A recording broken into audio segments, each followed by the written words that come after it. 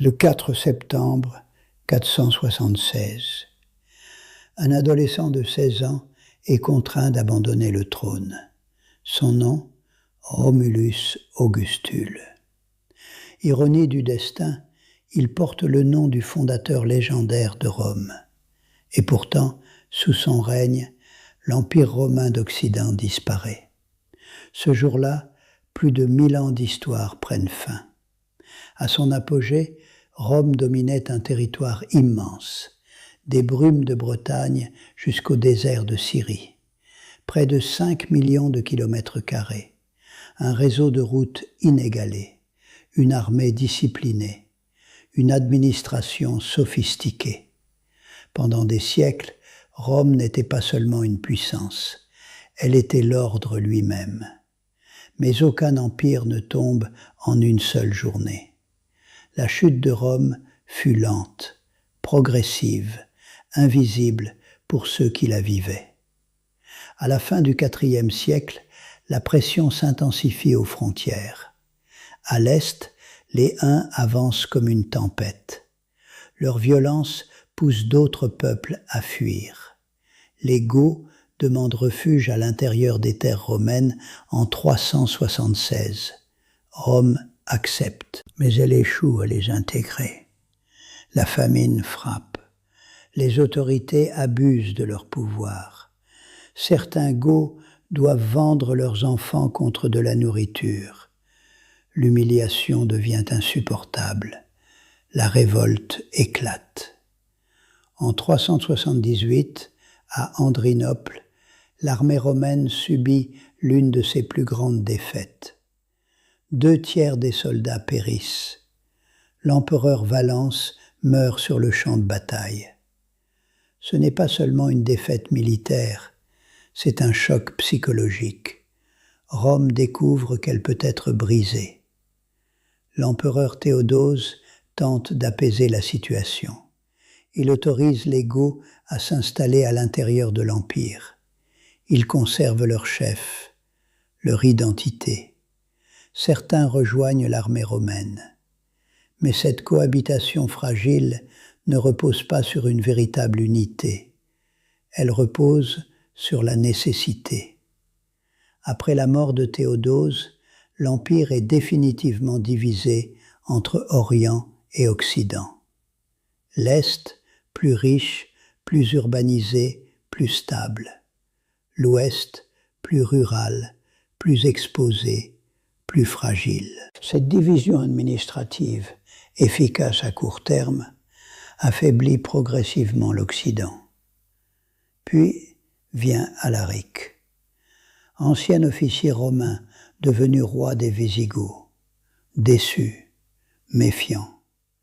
Il réclame des terres pour son peuple. Rome refuse.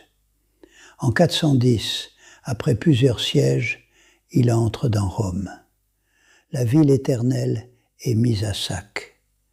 Pendant 3 jours, le symbole du monde civilisé vacille.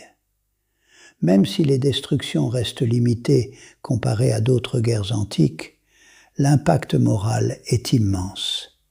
Rome n'est plus intouchable. Dans les décennies suivantes, l'Empire d'Occident perd province après province. Les Vandales s'emparent de l'Afrique du Nord. Les Wisigoths consolident leur territoire en Gaule et en Hispanie. La Bretagne est abandonnée.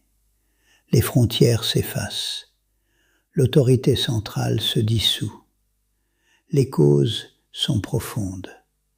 L'Empire est devenu trop vaste. Les décisions mettent des semaines à circuler.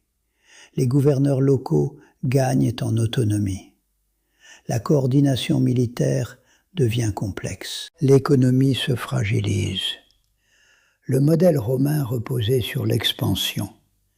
Chaque conquête apportait richesse et esclaves.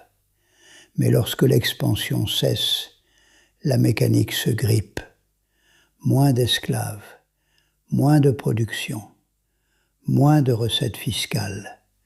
Pendant ce temps, les dépenses militaires explosent. Les guerres sont constantes.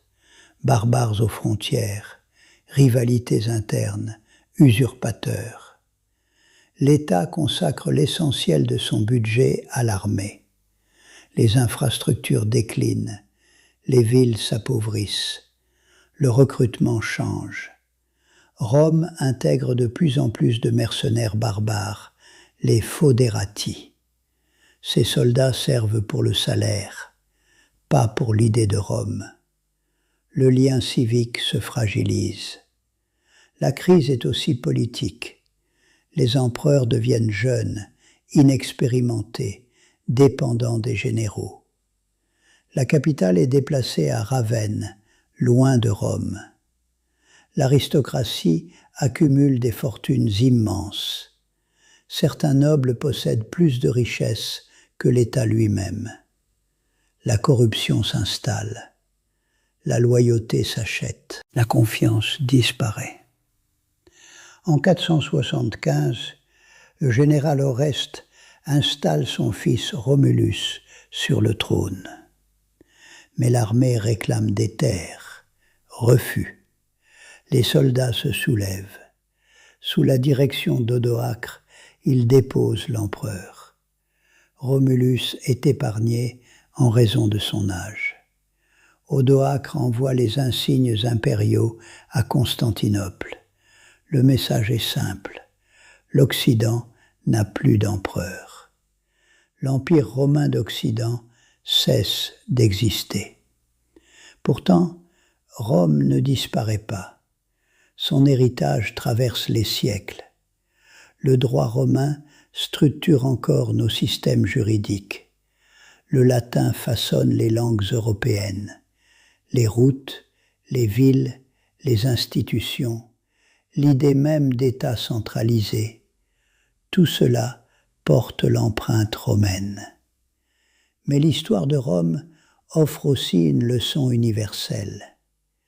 Les empires ne tombent pas seulement sous les coups extérieurs, ils s'affaiblissent de l'intérieur, par la corruption, par l'excès de centralisation, par l'incompétence des dirigeants, par la perte de cohésion entre l'armée, le peuple et l'élite. Lorsque la confiance disparaît, lorsque les institutions ne servent plus le bien commun, lorsque le pouvoir devient déconnecté de la réalité, alors même les structures les plus puissantes peuvent s'effondrer. L'histoire montre que de nombreux régimes autoritaires ou dictatures modernes ont suivi des schémas similaires.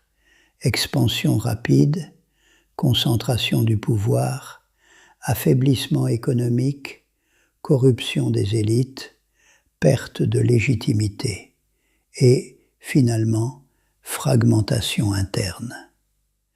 Rome nous rappelle que la stabilité n'est jamais permanente, qu'aucune puissance n'est éternelle, et que la survie d'un État dépend moins de sa force militaire que de la solidité de ses institutions.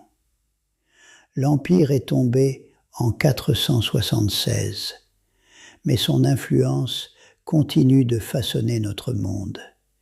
Et peut-être est-ce là le véritable paradoxe de Rome. Elle a disparu, mais elle n'a jamais vraiment cessé d'exister.